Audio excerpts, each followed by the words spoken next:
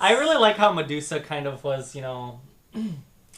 I really like Medusa in recent comics, how she's been in charge of the Inhumans in his absence. Well, yeah. She actually, I know in a recent comic, I don't remember which comic it was exactly, but there was a mini-series where she actually sent out the Kree to find Black Bolt and bring him back, and obviously they didn't find him. But I liked her in charge. She's a little bit of a mess, but she still holds herself high like a queen. And this Black Bolt kind of, you know, nudged her back into her place in one spot. Yeah. That I think was a really... I don't know, like, you know, since they're lovers, it just... They're husband and wife, right? Yeah, of course.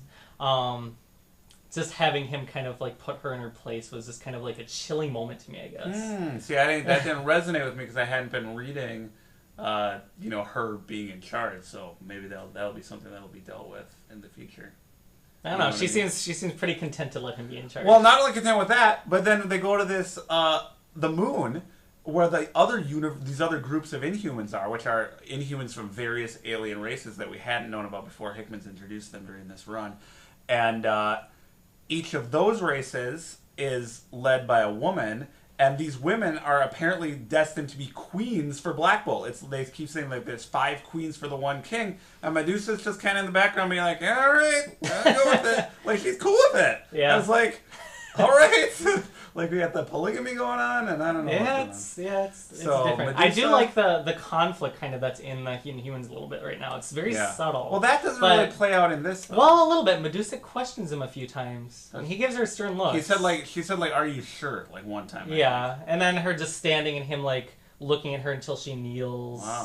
Wow. There's like things like that in Crystal staying behind with Ronan, and.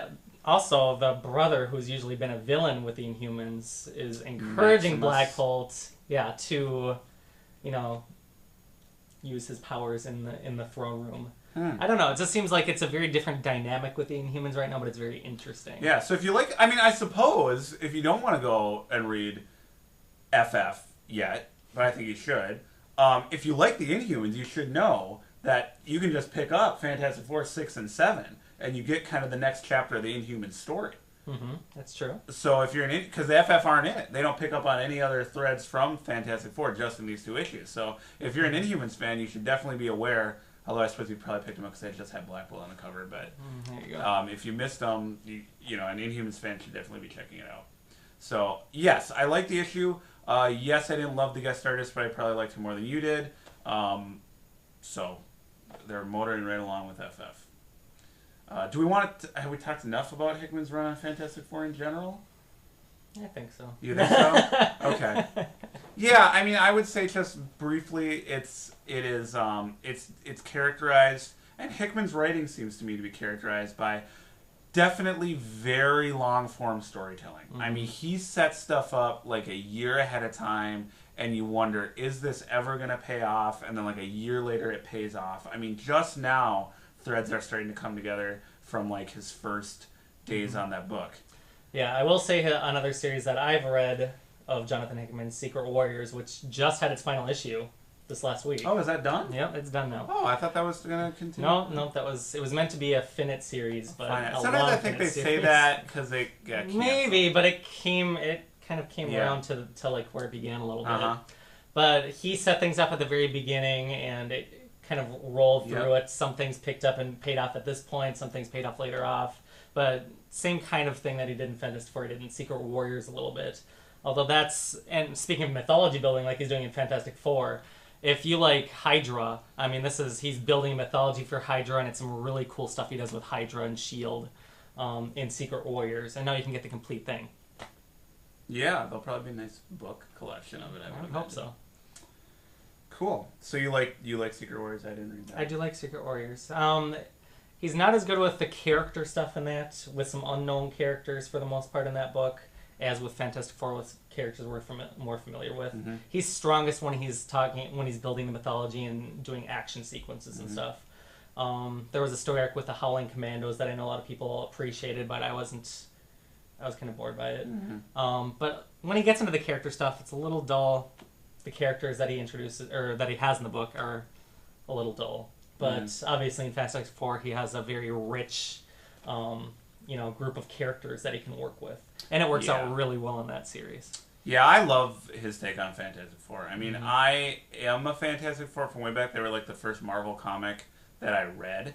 And, you know, I'm a huge fan of the Jack Kirby Stanley run, of course, as everyone who's into superhero comics should be. I like John Byrne's run in the 1980s a lot. I don't know if I put this on the level of those two, but it's very good, and I think time will tell. It definitely could stand as one of the great runs on the book.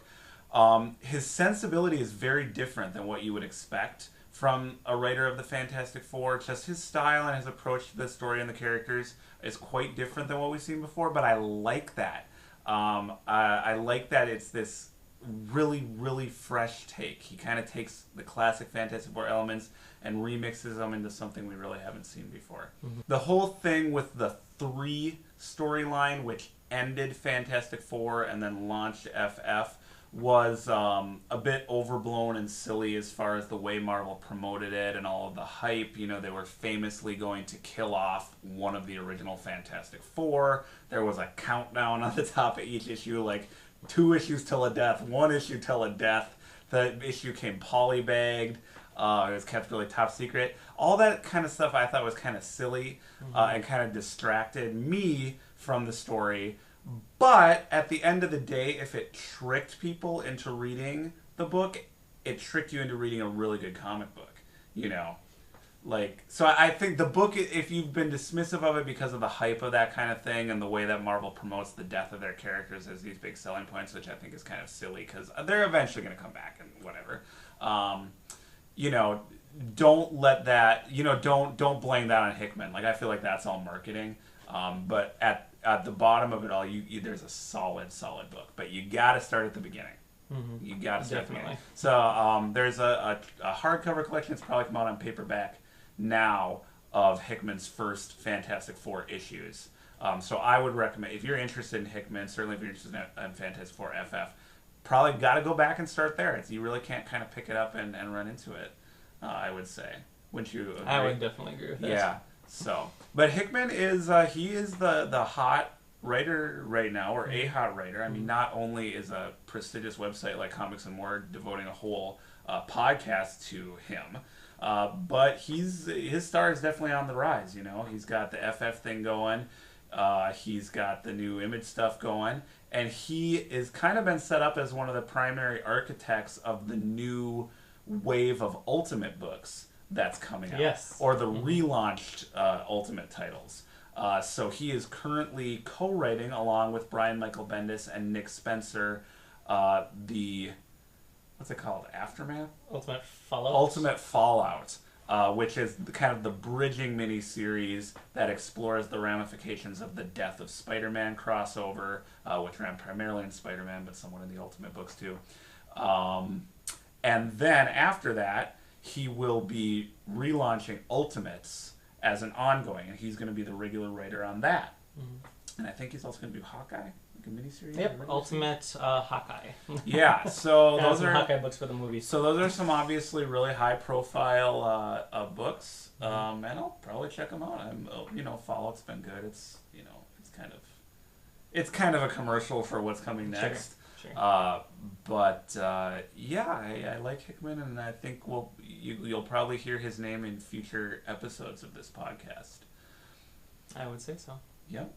Well, is that all we have to say about that? I think so. Okay. Well, I guess that wraps up our second episode of the Comics and More podcast. A little rougher episode maybe this time, but I hope you guys enjoyed this free-willing discussion of Jonathan Hickman. And check out his books if they sound interesting to you. Certainly, Fantastic Four FF, big thumbs up. We'll see you on the Red Wing.